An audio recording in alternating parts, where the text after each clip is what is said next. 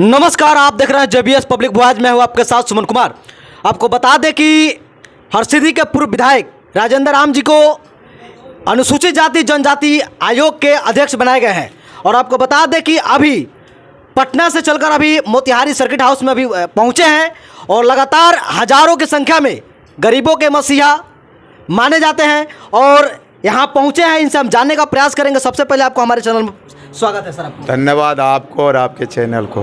क्या कहना चाहेंगे सर, अनुसूचित जाति क्या बनाया गया है? निश्चित तौर पर अनुसूचित जाति ही नहीं, बिहार के अंदर जितनी भी आयोग बंद थे उन तमाम आयोगों को महागठबंधन की सरकार, हमारे नेता लालू प्रसाद यादव जो गरीबों के मसीहा हैं, देश के अंदर ही नहीं दुनिया में गरीबों के मसीहा और समाजवादी, महान समाजवादी के रूप में स्थापित नेता के निर्देशन में, और ख़ास करके हमारे नेता तेजस्वी प्रसाद यादव जी जो आर्थिक न्याय देने के लिए संकल्पित है इस बिहार को, वह लगातार इन तमाम चीज़ों पर काम कर रहे हैं।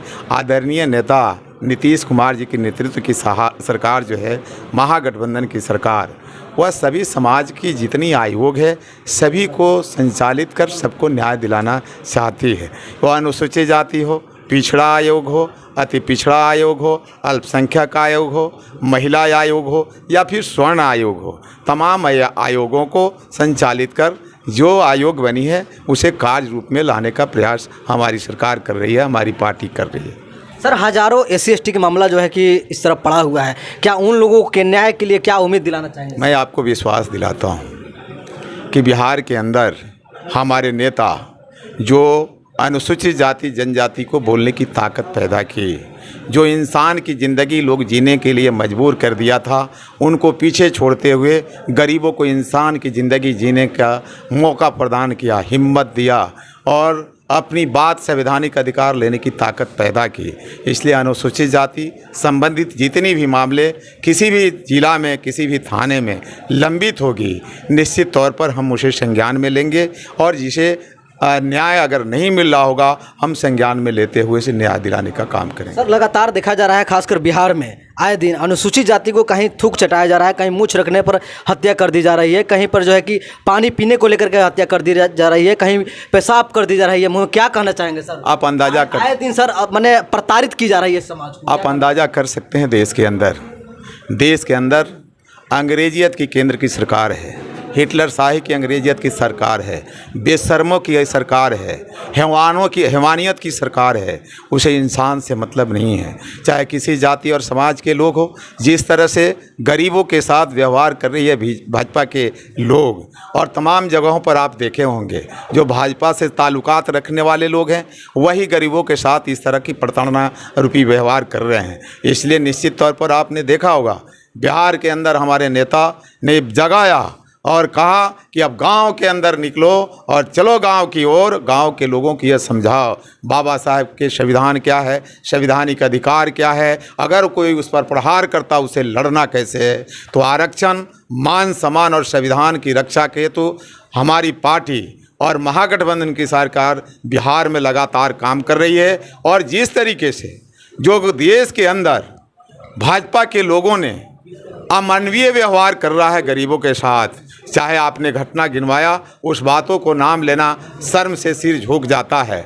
आपने देखा है मणिपुर की घटना, जो मणिपुर की घटना है भाजपा की सरकार है और केंद्र की सरकार के इशारे पर वोट बैंक 53% एक तरफ दिख रही है जिसका नाम लेकर के और जिसके वजह से, लेकिन 53% उसका नहीं है। जो सामाजिक न्याय में विश्वास करने वाले लोग हैं वह समाज को, सरकार को समझनी चाहिए कि मणिपुर में भी 80% लोग इंडिया को चाहता है और इंडिया को इस बिहार में चाहता है। जब से इंडिया पार्टी का नाम पड़ा है, महागठबंधन का नाम इंडिया पड़ा है, इनके अंदर घबराहट है और इंडिया या जो एकजुटता है यही इनके आतताई व्यवहार और अमानवीय व्यवहार को पुरकस चोट मारेगी और 2024 में निकाल बाहर करेगी। और वही जनता जिसके मुंह में ये पेशाब कर रहे हैं, हमें कहना नहीं चाहिए लेकिन उसी लहजे में उनको भी 2024 में जवाब दे करके इस देश से निकाल करके यहाँ की जनता जवाब देने का काम करेगी।